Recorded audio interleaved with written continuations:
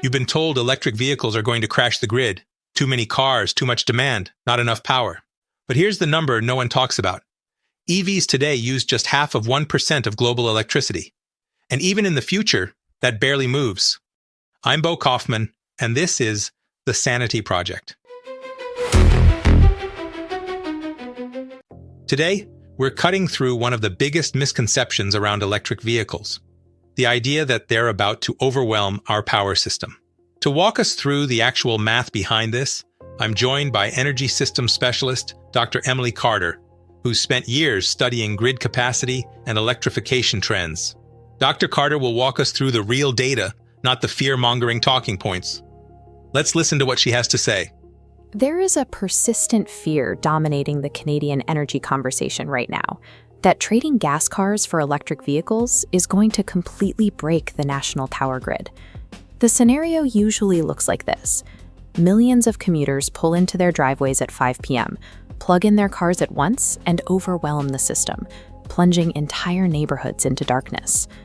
It's an incredibly sticky narrative because on a gut level, it makes sense.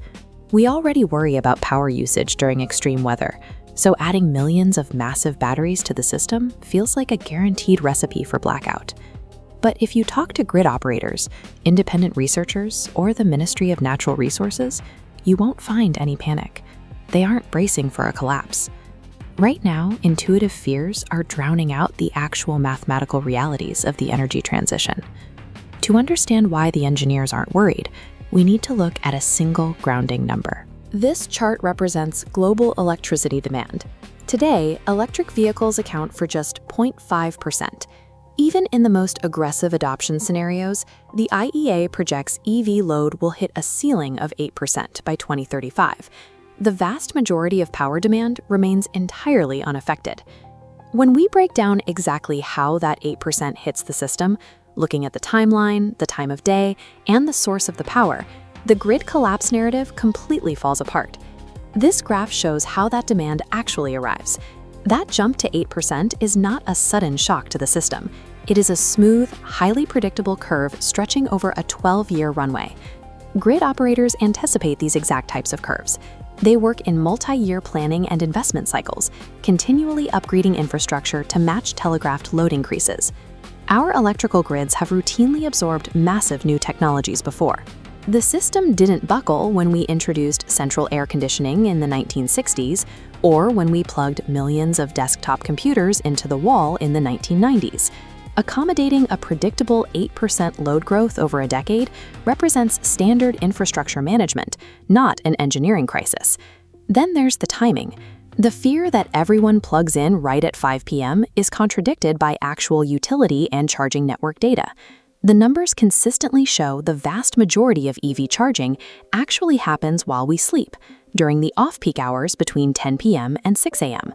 This standard 24-hour load curve shows a high evening peak. Overnight, usage drops dramatically into a deep valley of unused capacity. That 8% EV load doesn't stack on the peak, it fills the valley. Overall system peaks don't increase. The U.S. Department of Energy calls this relationship symbiotic. Overnight is exactly when surplus generation, especially from wind, tends to peak. Without EVs to absorb it, a lot of that excess power goes to waste. Electric vehicles operate as a flexible, distributed load that actually helps balance out the extremes of our daily power cycles. Critics often point to a different argument. Charging a car on the grid simply means you're running it on coal-fired power plants instead of gasoline. That argument ignores Canada's distinct structural advantage in clean energy. Today, 82% of the Canadian national grid is powered by non-emitting sources. The heavy lifting is done by water. 60% of the country's electricity comes from large-scale hydroelectric dams, while another 14% is steadily generated year-round by zero-emission nuclear facilities. When you tally the actual sources on a national level, a Canadian EV is overwhelmingly a hydro car. The idea that we are secretly replacing gas emissions with coal emissions is mathematically false. A 12-year adoption timeline, off-peak overnight charging habits, and a thoroughly decarbonized energy base.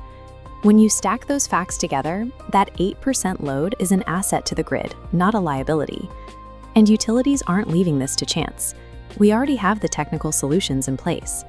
Programs like Smart Charge Management, where the grid communicates with chargers to modulate power based on system conditions, and time-of-use pricing financially incentivize optimal charging behavior. There will be localized distribution challenges as entire neighborhoods electrify, and utilities will have to invest in local transformers and lines. But managing that local growth is exactly what grid engineers do for a living. The panic over electric vehicles breaking the grid is based on misinformation. So when you actually look at the math, the fear starts to fall apart. Electric vehicles are not arriving all at once. They're scaling gradually over more than a decade of planned grid expansion.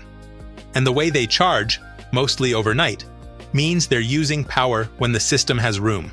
This isn't a stress event. It's a manageable, predictable shift, one that grid operators have already planned for. If anything, EVs are becoming part of the solution, not the problem. If this helped bring some clarity to the conversation, stick with the Sanity Project, because the numbers matter, and too often, they're the part that gets left out. If you want more facts and less fear, hit subscribe.